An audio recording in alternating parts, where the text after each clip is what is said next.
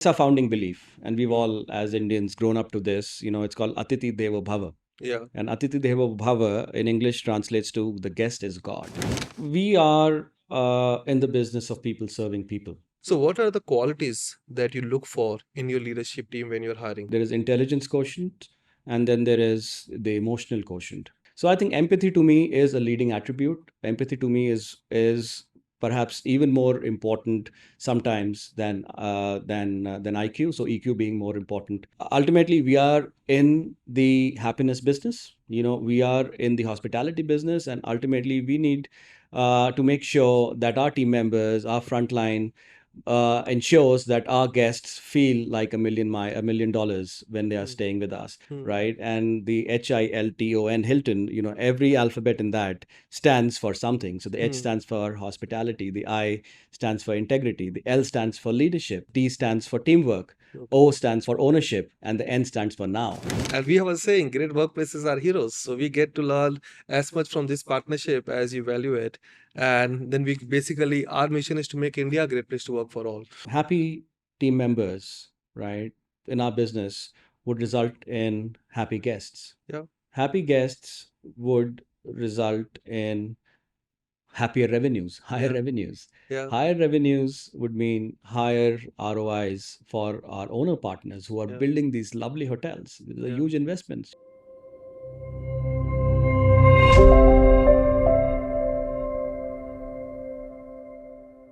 Hello and welcome to another episode of For All podcast by Great Place to Work India. I am your host, Balbir Singh, CEO of Great Place to Work in India. In this series, we'll be speaking with leaders from India Inc. who have created great workplaces where employees really prosper. In this episode, I have with me Zubin Saxena. Zubin is SVP and Regional Head, South Asia, Hilton. Welcome, Zubin, for your time Pleasure to be and here, Balbir. hosting Thank you us for at your having me. lovely property. It's a pleasure. And I'll not go into the ranking right now, but one thing I wanted to know from you, Zubin, as we start, uh, help us with your introduction. Your background is, have you always been in this hospitality industry? How did you get started? Something that only you can tell. We can Yes. read a lot on LinkedIn and social media, Yeah. but something that only you can tell us. I pride myself on being a career hotelier, Hmm. and I have been blessed over my career journey to witness and experience various facets of the business. I've worked across various geographic domains, so of course I've worked in South Asia extensively. I have also worked in North America for nearly a decade. And I've traveled the world a little bit here and there. So I've been in this lovely business of hospitality for the last nearly 25 years now. And I remember as a young um child, a young kid from Delhi who was looking to seek career opportunities, this was always a sector which I found hugely inspiring and attractive. If you recall at that time, Delhi used to have only five or six hotels, Okay. and they were all landmarks within the city. And now you see, of course, Delhi itself alone has got a few hundred hotels. Perhaps in India has also grown as a market. It's my journey has been a little bit of along that tenure where I've seen this industry grow from a very nascent stage in India. And of course, I went to hotel school here. And then I went to the UK to undertake some management education.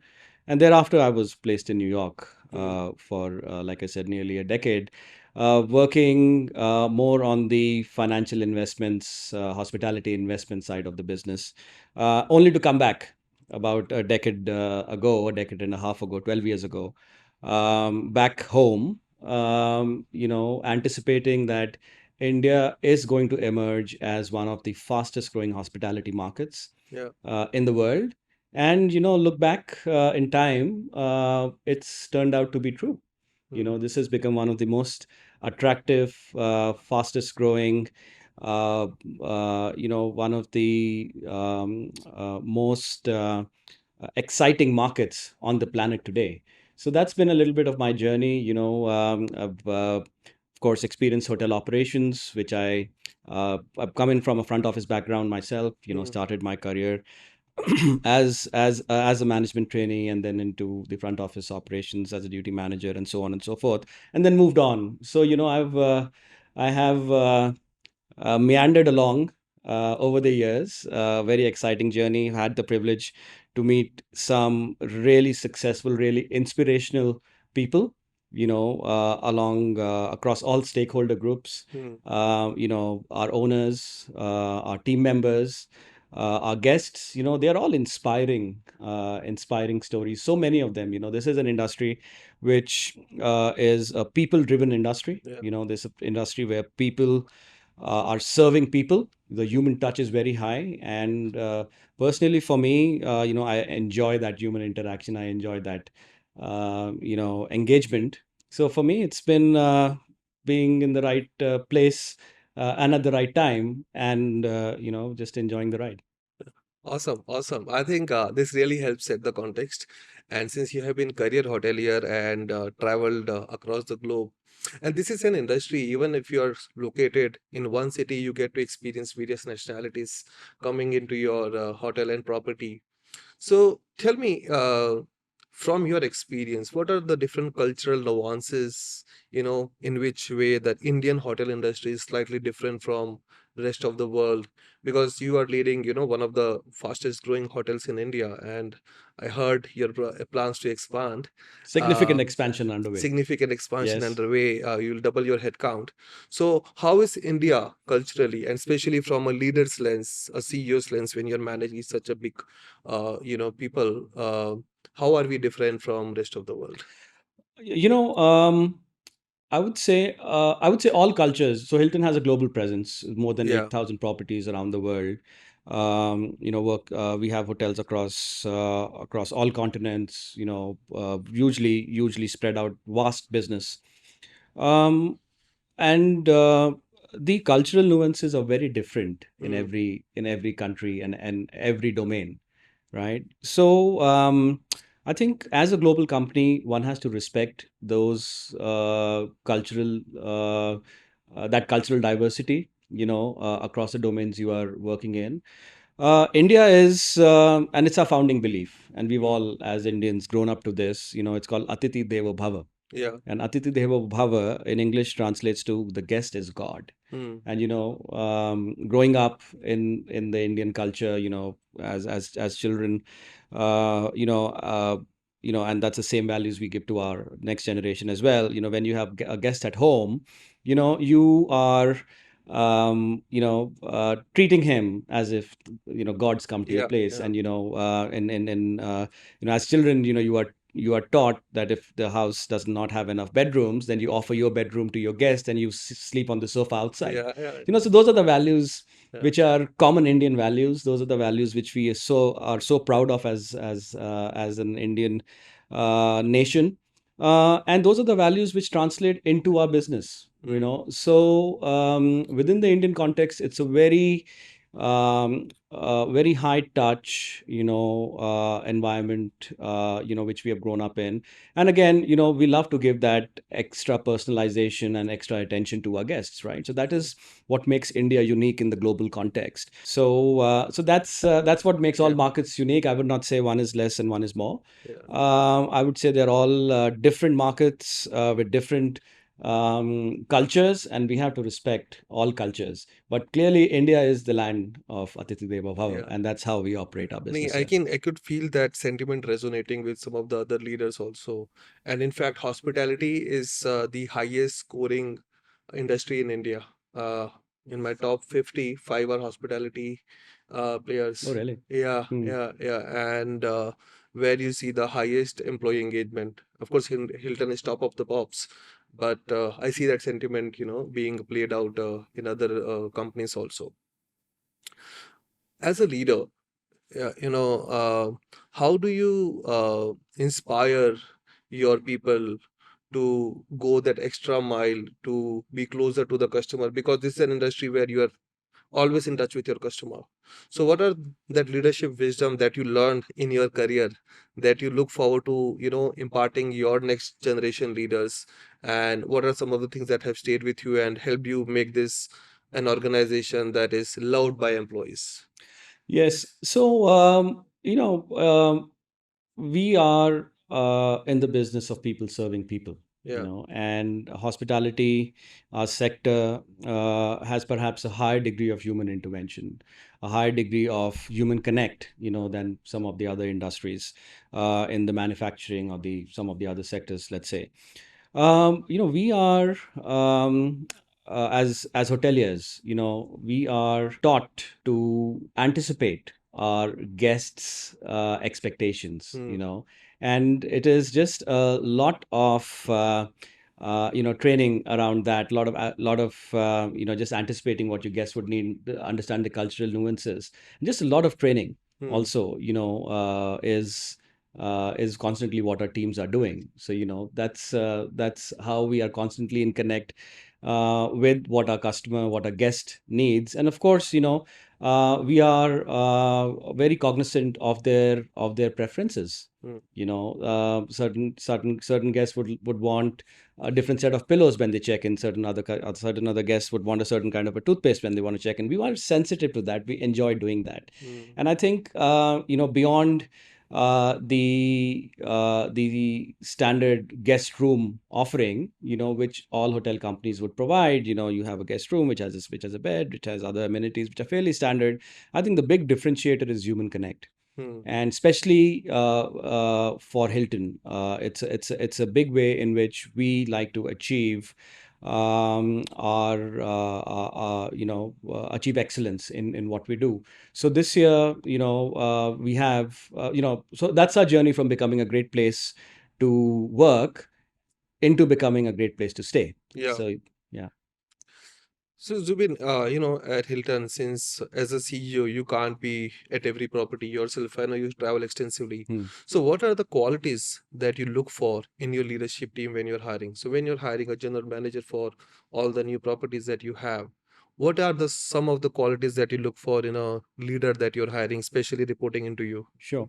See, there are two things, and in my view, success is a combination of two factors. There is IQ and there is EQ, Yeah. right? There is intelligence quotient, and then there is the emotional quotient. To me, when I am involved in a hiring decision, EQ for me is, or empathy, let's call it, is one of the key attributes which I very lay a lot of emphasis on, because your leaders need to be able to listen, to be able to understand, to be able to Hmm. empathize, to be able to put themselves in your stakeholders' shoes, be it our hotel owners, be it our guests, be it our team members. Because unless you are not able to put yourself into the shoes of the person you are interacting with, you would never truly be able to deeply understand Hmm. what their concerns really are and how the perfect solutions will come out of that. So I think empathy to me is a leading attribute. Empathy to me is perhaps even more important sometimes than IQ. So EQ being more important. If you are in the room, if you're already in the interview room, you already have the IQ. That's my point of view, right? Hmm. I think what is the differentiating factor is the EQ, is the empathy, right? So, empathizing leaders who like to listen. Second is leaders who like to take ownership. You can never be truly successful until unless you own the task as that you've undertaken. So that is again extremely important from my perspective. Okay. So, Zubin, you touched upon three very important aspects. You told human connect, empathy, and listening. And intentful listening is one of the top behaviors of leaders as per the study done Oh by wow. Great Place Okay. to Work. Good. So we are Yeah, we we are are on the like, same yeah. page. Yeah. So when we look at, for any authentic leader, listening, caring, developing, inspiring are some of the key behaviors that, come at the top. And at Hilton, how do you empower your leaders? So when you talk about ownership, but with ownership, should feel empowered to take decisions, and not just at the leadership level.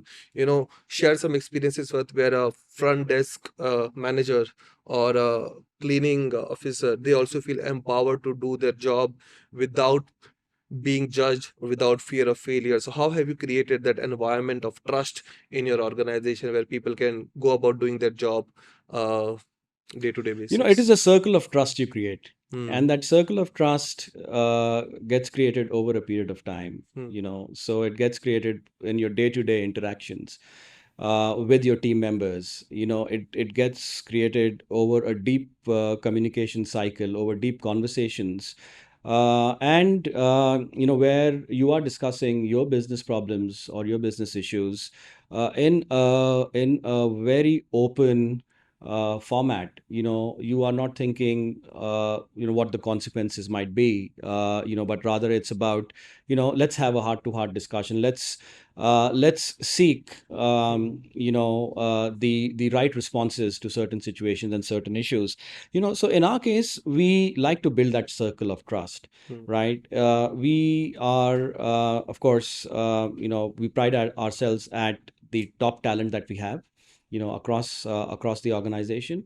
And then, the next thing that you can do once you hire the top talent is to give them the space to perform and Hmm. deliver, Yeah. right? Ultimately, we are in the happiness business. We are in the hospitality business, and ultimately, we need to make sure that our team members, our frontline, ensures that our guests feel like $1 million when they are Hmm. staying with us. So, and they are fully empowered to do whatever is necessary to achieve that experience. Of course, a lot of that is falls within the Hilton value framework, Hmm. right? And the Hilton, Hilton, every alphabet in that stands for something. So the H Hmm. stands for hospitality, the I stands for integrity, the L stands for leadership, the T stands for teamwork, Okay. O stands for ownership, and the N stands for now. So Hmm. those are the global Hilton values Okay. which our team members go through during the training process, and within that broad framework, they are given, or they have the empowerment to deliver those guest experiences. Hmm. So that's and it's not only guests; it is all the other stakeholder groups we also interact with, be it our partners, be it our owners, be it our team members. You know, it is ultimately about the human connect. Yeah. It is ultimately about people serving people, and that is a very honest, very true sort of a relationship that you need to form. So you talk about human connect and people serving people. My assumption would be that your industry will be the least impacted by AI. And do you see your industry getting impacted by artificial intelligence and everything that's happening, crazy things that are happening now, or you think your industry is safe and in a happy place? No, I think Uh, the world is changing. And if you think the hospitality industry is not impacted by any of the technology changes that are happening in the world today, I think we will be misinformed in our hmm, thinking. You're staying at a hotel, yeah. and I think it's a very small example. You probably got the digital key.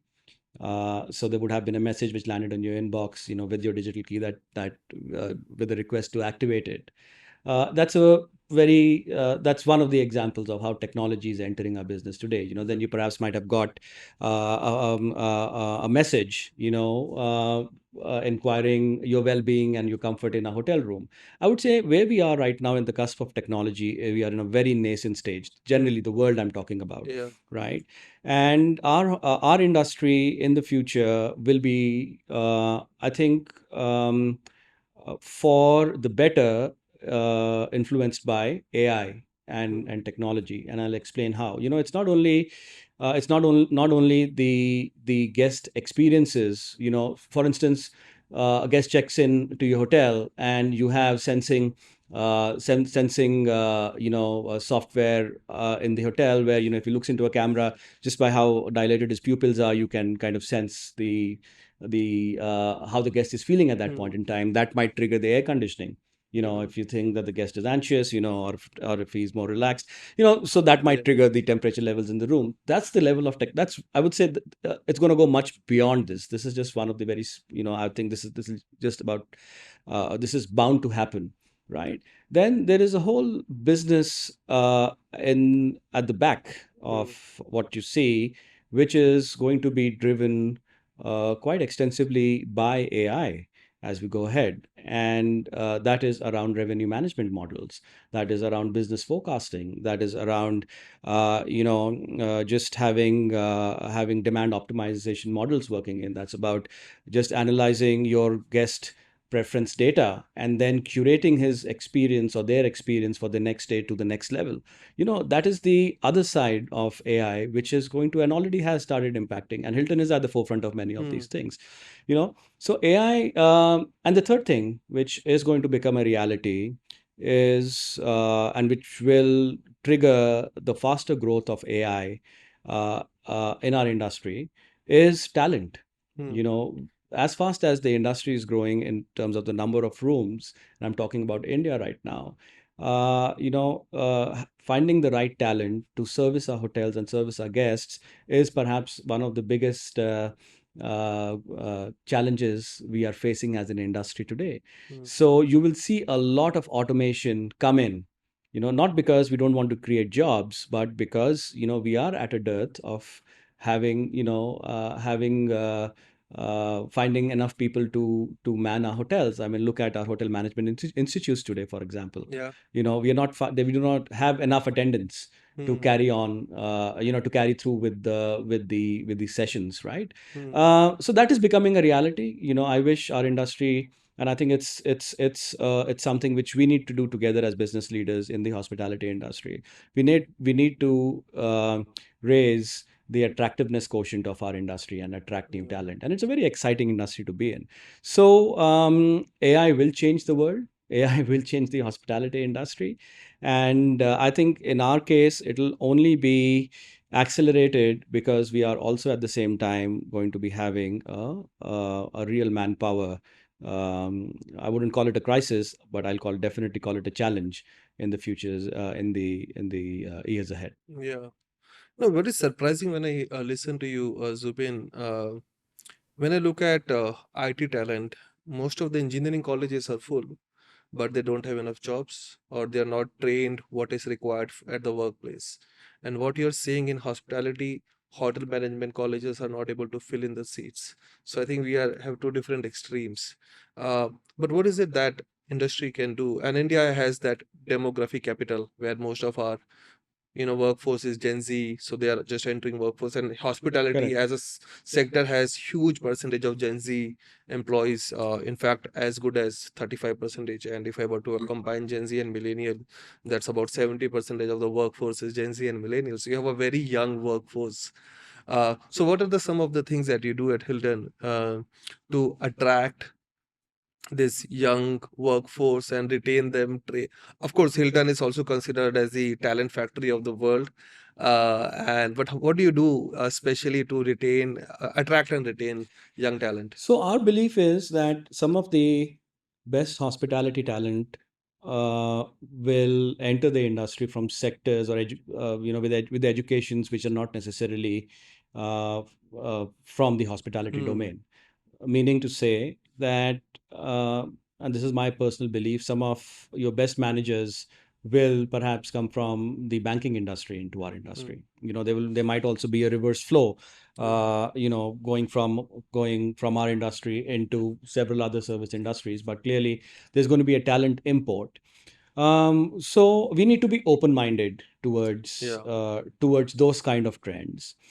We are already, as we get into our recruitment cycles and we go seeking top talent across the country, we are interviewing a lot with universities. We are interviewing a lot with graduates who do not necessarily have a degree in hospitality management. But they have the skill set, like I said, Yeah. IQ and EQ. Yeah. But they have the EQ to become excellent hoteliers. Hmm. And then it is our job as Hilton to train them into becoming great hoteliers, and which we very proudly and happily will do. So that's those are so expand your horizons, expand your sectoral reach. We have management training programs where Mm. we are going around the country to identify top talent who will then become managers with us on an accelerated growth pattern, right? So they go through accelerated programs and then grow as managers. When I started was a management trainee myself, so that's Yeah. been my entry into this sector, right? Then also we have most recently, done a few tie-ups with across the country, and one of them has been with the Indian Army. We are very proud of that, where we are opening up our hotels to retired army personnel and welcoming them into our business. Mm. I think there is a great talent fit between the two sectors. So, in a high growth industry, you almost always face burnout as a consequence, where people feel they're overworked because there's so much happening. Mm, So, how do you personally take care of your own well being and mm, inspire your team to, feel safe, psychologically safe, and create a work environment where people can express and be their own selves? sure. So, my personal mantra is to be very disciplined Mm.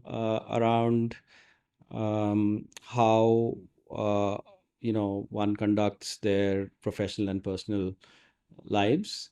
So it's important to have boundaries. Mm. It is important to follow timelines. As important as it is to focus on your work assignments, I think it is equally and more important to be focusing on your family. So Mm. in my case, I like to keep a very strict balance between the two. I encourage my teams to have the same balance, Mm. and because if you have to run fast, and that's when burnout happens, Yeah. then you tend to ignore a few factors. But if you have to go far, right, then it is a marathon. It is Yeah. not a sprint. And then you have to be very regulated around having that work-life balance. Hilton as an organization greatly supports work-life balance. Mm. There are several initiatives within the organization that support a great workplace culture, a great work-life balance. For example, we have something which is caregiving leave. Mm. So if you want to care, take a day off, an unplanned day off to care for someone, even if it is your pet, it's okay. Yeah. And we are, of course, quite mindful of ensuring that our team members have their personal time as their own. Mm. So it's a culture thing, and people respect that. Okay. And so that's how it is at Hilton as a company. For me personally, like I said, it is about being quite structured and disciplined around both my work life and my personal life. And then I decompress. I have a lot of friends, and I exercise and I do my own things which keep me balanced and happy. Okay. Last couple of questions from my end, and then we move to a quick rapid fire. Okay. Um, First, who is that leader that has inspired you the most in your career as a hotelier in the last 2.5? I think it is Conrad Hilton. It's about dreaming big dreams, Mm. and it's 100-year-old dream that we are still living. Mm. And starting from one hotel in Cisco, Texas, and then becoming a global giant, and not only a global giant, but the one of the best hotel Yeah. companies in the world. That's good. I think when you have a legacy that you can look up to Yes. and you can see that in play around you, I think that really inspires you to give your best. So, how has a Great Place to Work partnership, and Hilton has been partnering with Great Place to Work globally, has helped you, Zubin, in your role or the CHRO that you have? How has it helped you? Multiple ways. Um, to start off with, it is the GPS we follow. Okay. Now that we are best place to work, India's best place to work 2 years in a row. and of course globally in multiple locations also, Yeah. as an organization. The results and the surveys and the whole association with Great Place to Work has, I would say, for us, really served as a GPS. Hmm. It has told us what is, it has been telling us what is the direction our business is following, and more as you. Receive the honor. For us now, it's the second year, and hopefully we'll get it the third time also. It becomes even more important to keep it that way. Yeah. So I think, like I said, it's a GPS. It is keeping us on that path of excellence, on that path of being a great place to work. Second, I think the data insights are amazing. Hmm. And Typically, I think the general industry average out there is about 51, or you would know the numbers better, Yeah. but I read is in the 50% approval rating. Hilton has a 90% plus approval rating. Yeah. So I think that is the barometer we are following, and of course it's a badge of honor. We Yeah. like to keep it that way. Hmm. Yeah. Yeah. And we have a saying, great workplaces are heroes. So we get to learn as much from this partnership as you value it. And then we basically, our mission is to make India a great place to work for all. So these values and principles that we learn from some of these great workplaces and Balbir, I'll pass tell it on you, forward. it has a very, beyond the HR angle, I think it has great business consequences Yeah. as well. You know, Happy team members, right, in our business would result in happy guests. Yeah. Happy guests would result in happier revenues, higher Yeah. revenues. Yeah. Higher revenues would mean higher ROIs for our owner partners who are Yeah. building these lovely hotels. These are Yeah. huge investments, and we have to ensure that those ROIs are there for them. And more profitable hotels, and which will result in higher owner confidence, will ultimately lead to higher growth. Yeah. So I think it is a very important starting point for the entire value chain to move upwards. Yeah. And I think, to your point, the Great Place to Work Association for us is, pushing us higher and higher in that direction. And we are truly enjoying this journey. Yeah, we see that we say this better for people, better for business, better for world. So if something is better for people, then there are this positive consequences that you see. So we'll move to a quick rapid fire, Zubin. Just one liner or two liner Okay. answers. Uh, First one is, and I think it's a difficult question for me to ask rather than not for you to answer Hmm. because you have been in the same industry for 25 years. Hmm. So what would be your advice to a 20-year-old Zubin? Great question. Don't draw a glass ceiling for Hmm. yourself. Hmm. The glass ceilings are meant to be shattered. So don't just, and in my own experience, now that I look back, having been around for 25 years or so, every time I've tried to set a glass ceiling for myself, I worked towards shattering it and then moved on.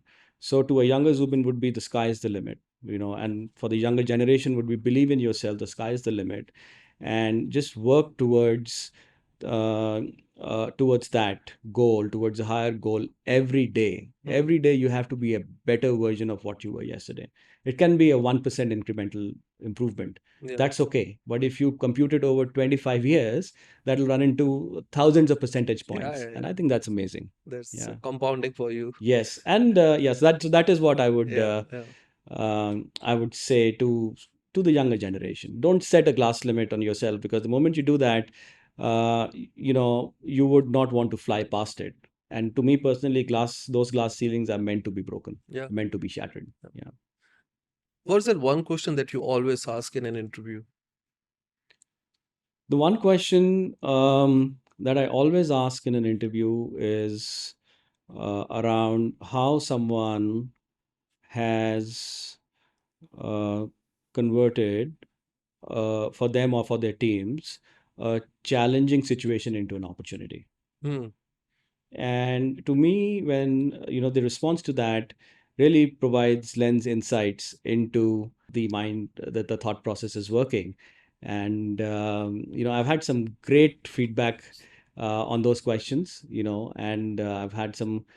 Now, when I look back, some of the stars I'm working with, many of them have always have been eternal optimists. They've always seen the situation, the glass half full, right? And Yeah. those are that's the talent you want to be with, And I think optimism is a great trait to have in Yeah, leaders. Yeah. especially I think when we had the pandemic 5 years back, this industry was thrown right in the middle of it.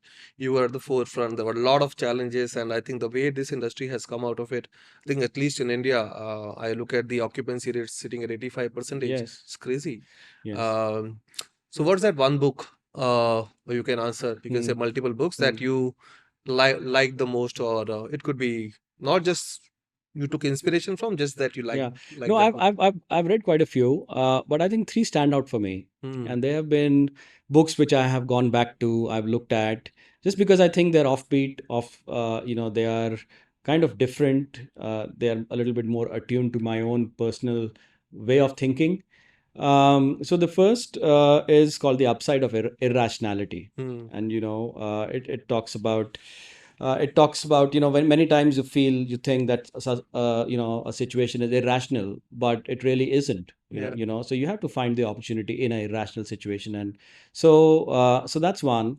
The second one, which is kind of along the same theme, is called Freakonomics. Yeah. And Freakonomics again is a book where which talks about the unseen opportunity in situations. Hmm. It talks about things like the butterfly effect. Yeah. A tiny butterfly, let's say in the Amazon forest, flaps its wings, and there's a displacement of some air current around it, and then that becomes larger and larger, and somewhere, so it's flapping its Tsunami. wings in Yeah. Africa, and somewhere in Asia, it results in a huge hurricane. Yeah. So, that is the big impact of small things. Yeah. And that's what I really find interesting in the anecdotes in that book.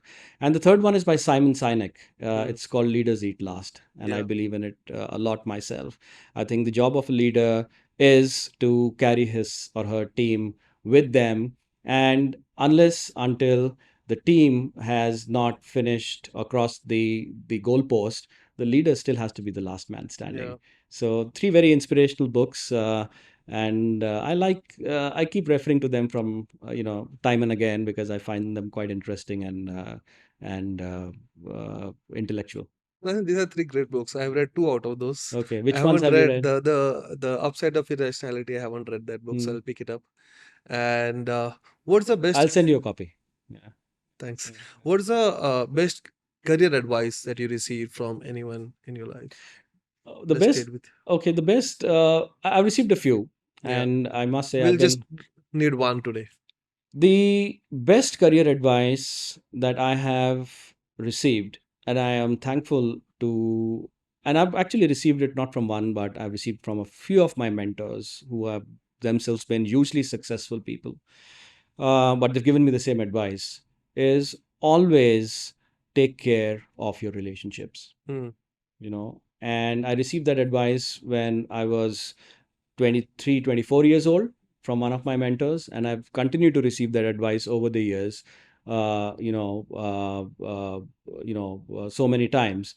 It is about keeping, the power of relationships, the power of positive relationships, and and I keep saying this to my teams as well, that in life, and life is uh,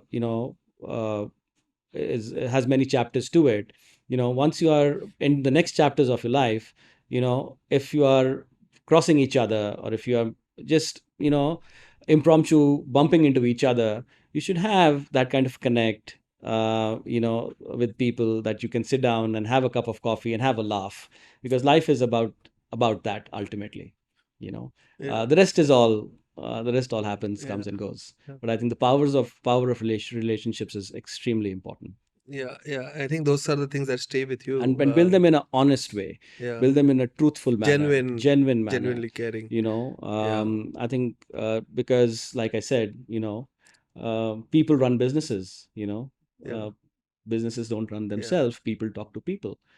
We are in a people world, and the human aspect is perhaps the most significant aspect, be it in your professional life, be it in your personal life, but human relationships are most sacrosanct and have to be kept in that. And that's something which we like to also imbibe at Hilton Hotels.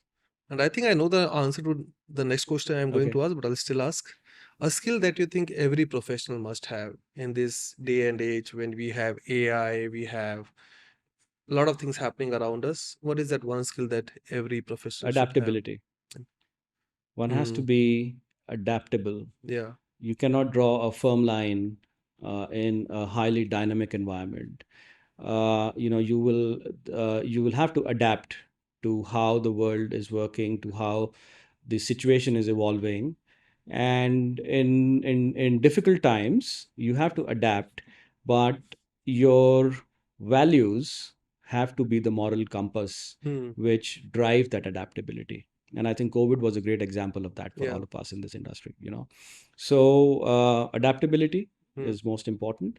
And adaptability combined with following your values as your moral compass, I think is will always keep you on the right path. Do the right thing, very important. And my last question, if you were to summarize your leadership journey in one word, I know that might not be possible. What would that be? What would that be? Um, I would like to think of myself as perhaps a transformational leader.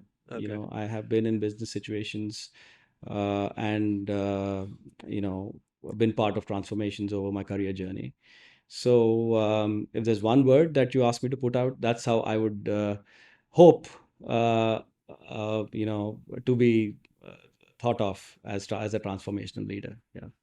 Thank you, Thank Zubin, you. for that candid conversation. I think there's so much to learn for young professionals who are just starting their journeys and leaders who have been there, done that. But there's always some new perspective that you get from listening to leaders from other industries. So thank you for this Thank you, conversation, Balbir. Zubin. It has been a pleasure. This was really good. Thank you. You took me on a soul searching mission myself, and you asked me a lot of deep, intriguing questions. So thank you Thank you. for letting me down that soul searching mission in the last few minutes.